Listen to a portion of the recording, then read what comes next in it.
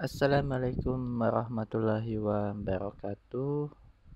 Masih di video tutorial Kidimi. Kali ini kita membahas tentang pemrograman dat fundamental. Kita akan membahas tentang yang namanya abstract class. Jadi sebuah abstract class itu sebetulnya sebuah kelas yang tidak bisa kita buat objeknya atau kita instansasi, tetapi abstract class tersebut fungsinya sebagai kerangka bagi kelas-kelas yang lain. Jadi ketika sebuah kelas ingin menggunakan ingin menerapkan dari sebuah abstrak kelas, sehingga dia harus mematuhi apa saja yang menjadi kerangka pada sebuah abstrak kelas tersebut. Oke, mungkin ini sedikit membingungkan, tetapi kita coba langsung saja lihat contohnya ya. Seperti ini. Misal ini saya hapus terlebih dahulu. Saya akan buatkan sebuah abstract class. Di sini saya akan buat sebuah abstract class student misalnya, nama kelasnya. Nah, dari sebuah abstract class dia memiliki abstract method di dalamnya. Nah, abstract method itulah yang nantinya menjadi sebuah kerangka bagi kelas lain yang nanti akan mengimplementasikan dari abstract class ini. Jadi misalnya saja sebuah kelas student itu kerangkanya harus seperti ini. Misalnya dia memiliki kelas dia memiliki metode A, metode B, metode C, sehingga nanti sebuah kelas yang ingin membentuk sebuah kelas student, dia harus mengimplementasikan ketetapan yang telah berlaku. Dan kata lain nanti dia akan mengimplementasikan sebuah abstract class, yaitu kelas student. Kita coba ya. Jadi misalnya kita buat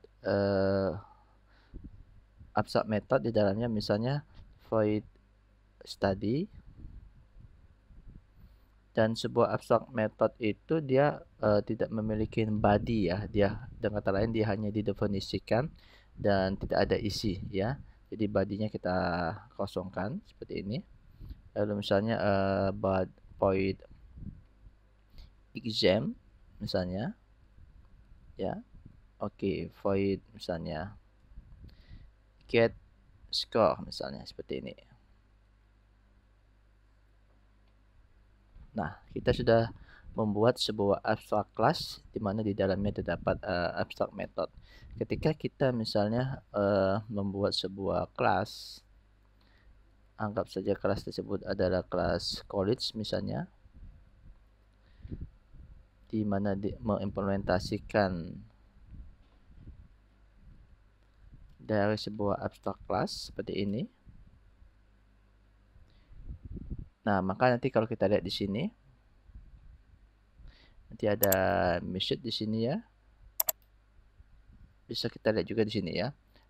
Missing concrete implementation of student exam, student get score, dan student study. Jadi di sini kita memiliki metode-metode abstrak, sedangkan kita mengimplementasikan kelas student tersebut yang merupakan kelas abstrak, maka kita harus membuat konkret dari metode-metode yang ada.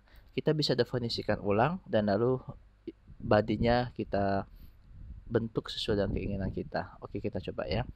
Jadi di sini kita akan definisikan ulang, kita gunakan override, lalu kita bentuk ulang metode abstraknya.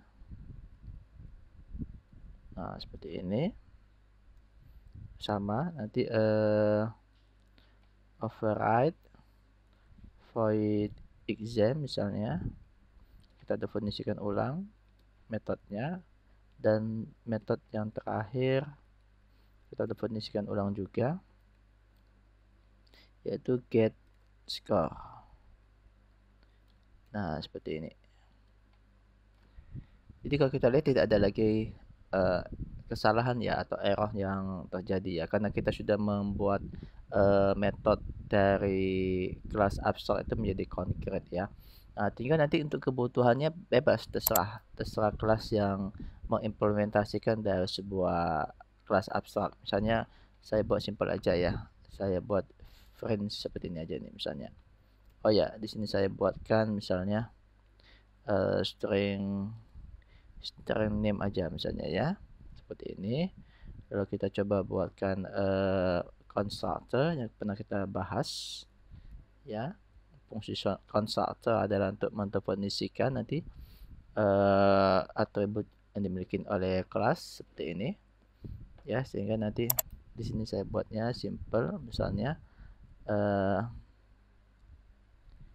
name studying ya, seperti ini. Oke, ini juga kita buat simple juga, kita hanya cetak-cetak saja ya, gunakan print name doing exam misalnya.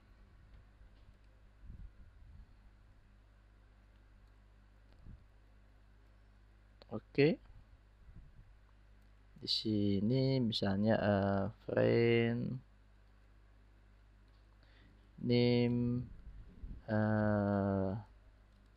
getting score. Nah, seperti ini ya. Nah, sedangkan kelas yang mengimplementasikan kelas abstrak itu dia bisa membuat metode sendiri ya, misalnya seperti ini ya. Kita buatkan metode sendiri, misalnya void making report seperti ini ya. Oke, di sini saya buat simple aja juga, name making report misalnya seperti ini.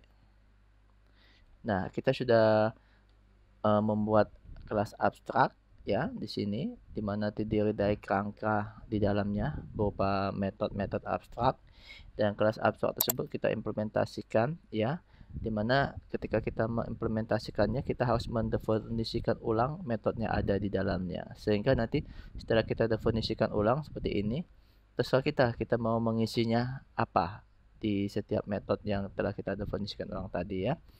Nah, lalu kita coba ya, kita coba buat sebuah kelas lagi, yang mana nanti kelas tersebut kita jadikan dia child dari kelas college ya.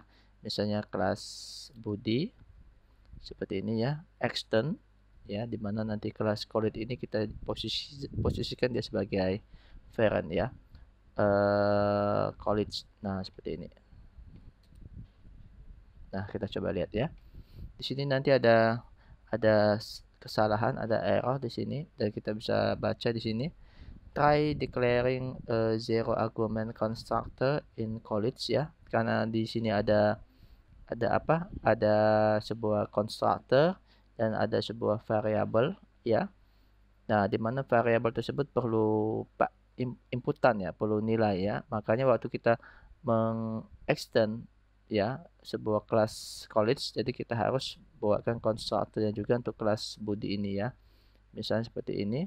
Karena di sini hanya satu parameter ya, satu atribut, jadi kita cukup string seperti ini, name.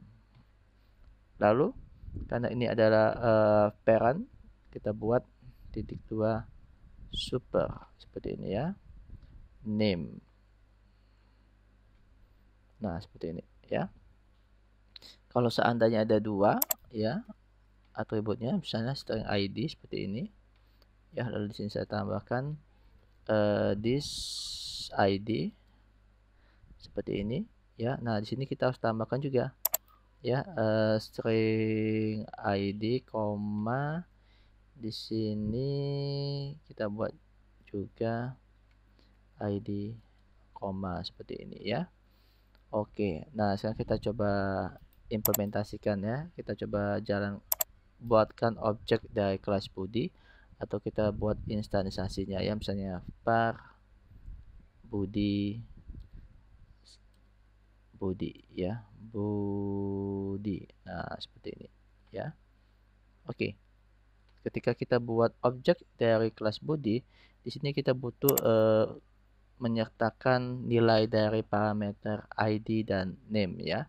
Karena di sini kita ketahuin ya, di kelas college ini ya, dia ada atribut ID dan atribut name, di mana kita bentuk konstruktornya untuk memberi nilai dari atribut ID dan atribut name tadi ya.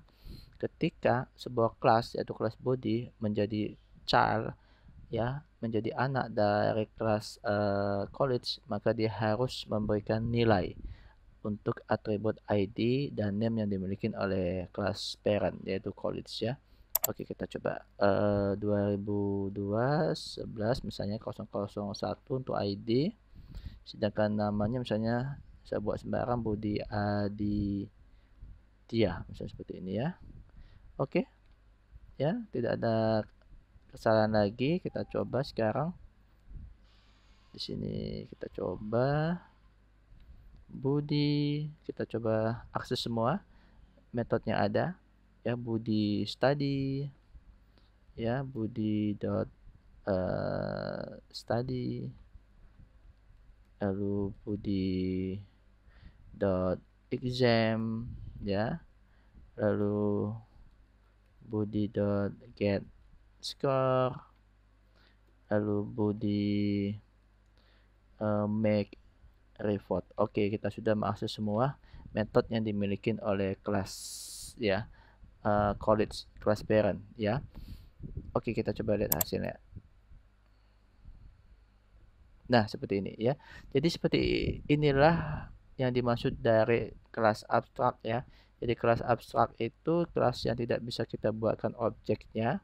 Lalu apa fungsi dari sebuah kelas abstrak? Kelas abstrak itu menjadi kerangka dasar ketika kita eh, ingin menerapkan sesuatu ya, seperti itu ya. Jadi ketika kita misalnya ingin sebuah kelas itu punya punya pola, misalnya student itu punya pola, dia harus punya metode A, B, C seperti itu, maka kita bentuklah eh, kelas abstrak seperti itu ya, sehingga dia menjadi kerangka dasar dari kelas-kelas lainnya ketika kelas lain tersebut mau mengimplementasikan kelas tersebut ya.